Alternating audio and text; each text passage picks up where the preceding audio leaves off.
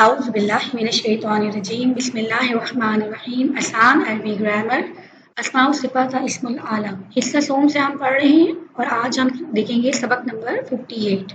سبق نمبر 58 اسماء و صفات adjectival nouns and they are called as resembling participle.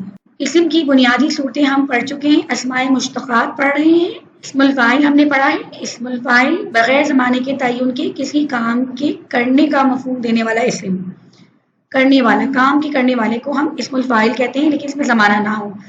پھر ہم نے پڑھا تھا اسم المفعول. اسم المفعول ایسا اسم ہے جس پر کسی پر کام کا اثر ہو, اس کا مفہوم ہو. پھر ہم نے پڑھا تھا اسم الظرف. اسم الظرف ایسا اسم مشتق ہے جو کہ کسی کام کے ہونے یا کرنے کا وقت یا زمانہ یا جگہ کو بتائے, یعنی زمان و مکان کا مفہوم اس میں آتا ہے. اب اسم الصفہ. اسم الصفہ کیا ہوتے ہیں؟ وہ اسماء جو بطور صفت استعمال ہوتے ہیں اور اس میں مبالغہ بھی شامل ہے. بہت سارے اس کی وزن ہے, ہم ایک ایک کر کے اس میں دیکھیں گے. پھر اسم التفضیل ہے, یہ بھی اسم الصفات کی طرح ہی ہوتے ہیں. یہ موصوف کی صفت کو ظاہر کرتے ہیں لیکن اس میں دوسروں کے مقابلے میں برتر یا ظاہر کرنے والے اسم کو جب ہم کمپیریزن کے طور پہ استعمال کرتے ہیں تو ہم اسے اسم التفضیل کہتے ہیں. اسم الاعلیٰ وہ اسم جو اس چیز کو بتائے کہ جس کے ذریعے وہ کام ہو سکے, یعنی اوزار یا ہتھیار. اسم کی حالات میں ہم نے اس میں نکرہ پڑھا تھا. اس میں نکرہ کی دو اقسام ہوتی ہیں. ایسے اسماء جو کہ عام فہم میں عام لوگوں کے استعمال ہوتے ہیں اسے اس میں نکرہ کہتے ہیں. اس میں ذات اور اس میں صفت. اس میں ذات سے مراد وہ اسماء ہیں جو کسی بھی جاندار اور بے جان چیز کی جنس ہو, جیسے کہ انسان, فرس, ہجر. یہ کسی ایک خاص نام کو شو نہیں کر رہا, تو یہ کوئی جاندار ہے یا بے جان ہے, اس کی جنس کا نام ہے, اس کو ہم اس میں ذات کہتے ہیں. دوسرا ہمارے پاس ہے اسم الصفت جو کہ کسی چیز کی صفت بیان کرے, جیسے حسن, سہل وغیرہ. اب حصی چیزوں کے نام اس میں ذات میں شامل ہیں جو کہ عقل سے سمجھی جائے. یعنی ایک تو ہمارے پاس چیزیں جو اس میں ذات میں آ رہی ہیں وہ بے جان یا جاندار اشیاء کی جنس ہو گئی. دوسری جو چیز اس میں ذات میں شامل ہے وہ چیزیں ہیں, وہ اسماء ہیں جو کہ حصی چیزوں کے نام ہیں, جیسے کہ بیتن گھر ہے, رجل ریحن ہوا ہے. اور اس کے علاوہ کچھ ایسی چیزیں بھی ہیں جو کہ عقل سے سمجھی جاتی ہیں, جیسے کہ بخل, شجاعت. یہ بھی ہمارے پاس اسماء میں شامل ہیں. ان ذہنی چیزوں کے نام کو ہم اسماء المعانی بھی کہتے ہیں. اب یہ بات نوٹ کر لیں کہ اسماء ذات اور اسماء المعانی یہ صفت کا کام نہیں دے سکتے, بلکہ یہ بوقت ضرورت کبھی موصوف بن سکتے ہیں خود, یعنی ان کی صفت ہم آگے بیان کریں گے, لیکن یہ اسم ذات کے طور پر آئے گا یا اسم المعانی کے طور پہ آئے گا. بظاہر لگ رہا ہے کہ یہ صفت ہے لیکن یہ صفت کے طور پر استعمال نہیں ہوتی, اور یہی بیسیکلی فرق ہے اسم المعانی میں اور صفت میں.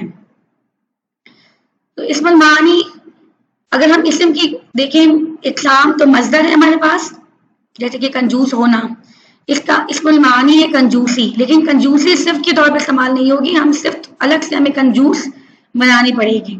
اس طرح مصدر ہے بہادر ہونا, اور اس سے اسم المعانی بنتی ہے بہادری اور پھر بہادر ہونا. تو اس میں صرف ضرورت پڑنے پر کسی اسم ذات یا اسم معنی کی صفت کے طور پہ بھی استعمال ہوتے ہیں, اور کسی موصوف کے بغیر جملے میں بھی, اور ان کے اور بھی مختلف استعمال ہیں. اب ہم اسم الصفہ باقاعدہ دیکھ لیتے ہیں. اسم الفاعل اور اسم المفعول کے ہمارے پاس مقررہ اوزان تھے. بہت زیادہ ہمارے پاس اوزان نہیں پڑھے ہیں. ہم نے اسم الفاعل کے اور اسم المفعول کے ثلاثی مزید بھی میں پڑھے ہیں اور ثلاثی مجرد میں بھی پڑھے ہیں ہم نے. اب اسم الصفہ بنانے کے اوزان بہت زیادہ ہیں.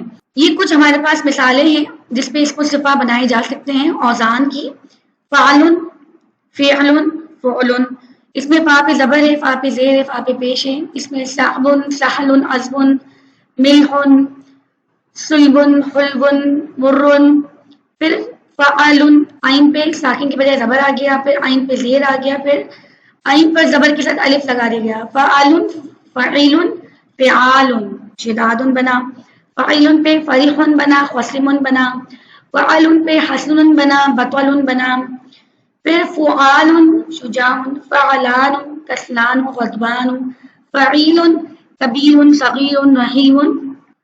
اور اسم الصفت کی مزید اگر ہم اوزان دیکھیں تو اسم الفاعل اور اسم المفعول بھی بطور اسم صفت استعمال ہو سکتے ہیں، اور بھی اس کے علاوہ بہت سارے استعمالات ہیں، اور یہ مبتدا کے طور پہ بھی آ سکتے ہیں اور خبر بھی بن سکتے ہیں. یعنی یہ نہیں ہے کہ صرف مرکب توصیفی ہی بنائیں گے، بلکہ یہ مبتدا بھی بن سکتے ہیں اور خبر بھی بن سکتے ہیں اور مرکب توصیفی بھی بنا سکتے ہیں. اور یہ یہاں پہ خبر بن گیا ہے. المظلوم جمیل، اس میں المظلوم جمیل یہاں پہ اسم الفاعل اور اسم المفعول دونوں خبر بن گئی ہیں. رجل ظالم اور رجل مظلوم یہ دونوں مرکب توصیفی، یہاں اسم الفاعل اور اسم المجهول رجل کی صفت بن گئے ہیں. فعیل بھی اسماء صفات کے طور پہ استعمال ہوتا ہے، یہ بھی ایک وزن ہے. اب اس میں مسئلہ کیا ہے کہ اب ہم دیکھیں گے کہ ہم نے 6 باب پڑھے تھے ثلاثی مجرد فی میں.